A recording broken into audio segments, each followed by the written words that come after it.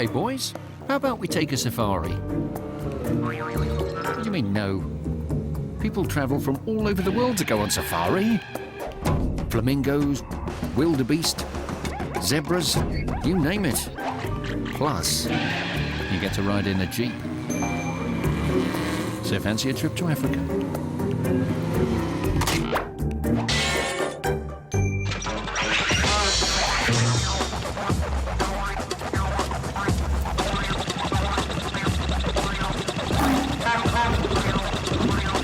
Isn't this great, just driving around, enjoying the magnificent scenery?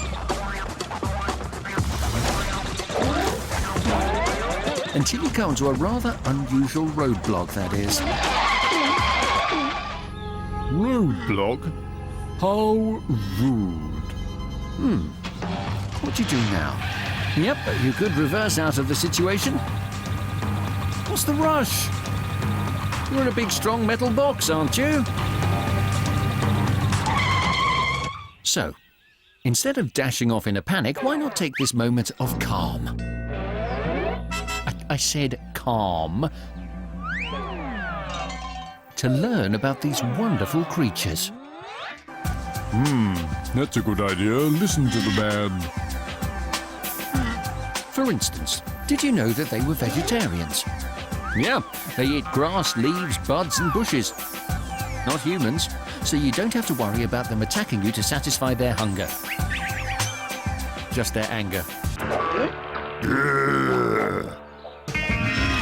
Yep, rhinos have a reputation for getting pretty grumpy around humans. Especially black rhinos. But that's the problem.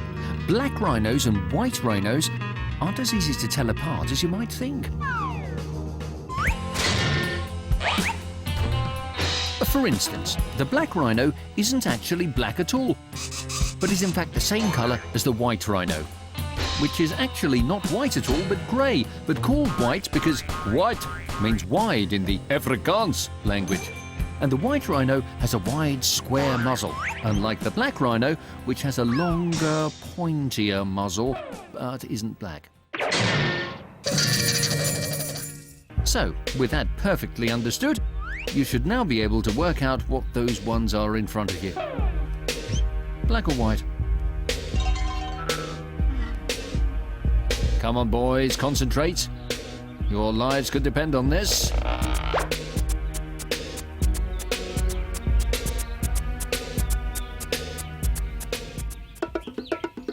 Luckily for you, they're white rhinos, which, like I said, tend to be the less aggressive of the two. But unluckily for you, one has her calf with her, so she'll be more defensive than usual. Plus, white rhinos tend to be much bigger than black rhinos and hang around in herds. Although a group of rhinos isn't actually called a herd, by the way, it's actually called a crash. Which is, strangely enough, exactly the sound they make when they hit a Jeep at 45 kilometers an hour.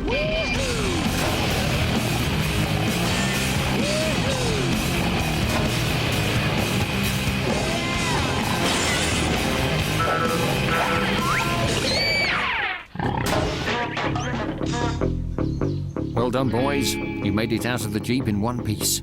But I think the rhinos might still be nearby. Fortunately, though, they have very poor eyesight, so if you just stay away from them and don't make any sudden movements, they probably won't see you. But they do have very good hearing and an excellent sense of smell. So woe betide if you're downwind. Ooh, what was that? Quick! Get yourself up a tree, fast!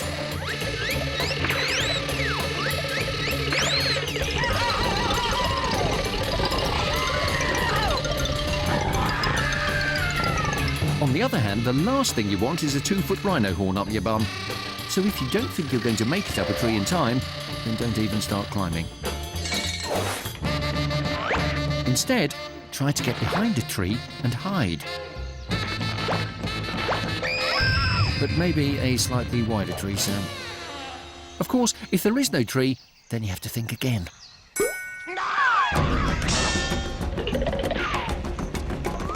In which case, now is the time to stand your ground and start shouting.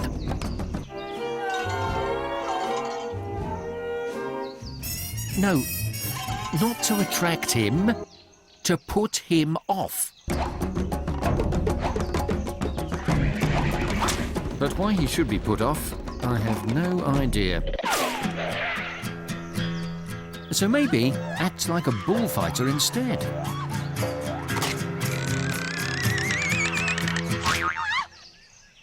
And get ready to step to one side.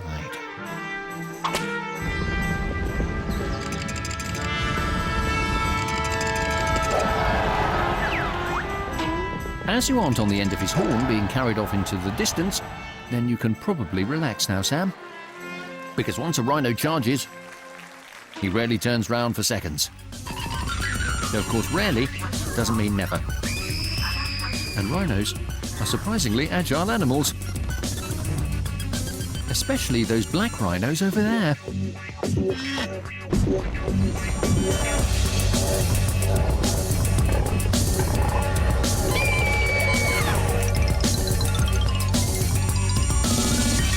Wow, nice climbing.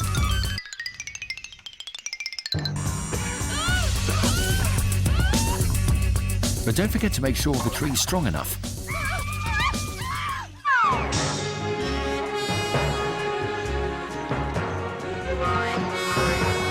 Gosh, boys, you're braver than I thought. Ride 'em, cowboys! Yee-haw!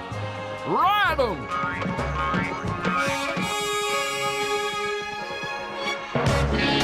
So to recap, if you should find yourself staring down the nose of a rhino, 1. Climb a tree. 2. Hide behind a tree. Or 3. Become a tree.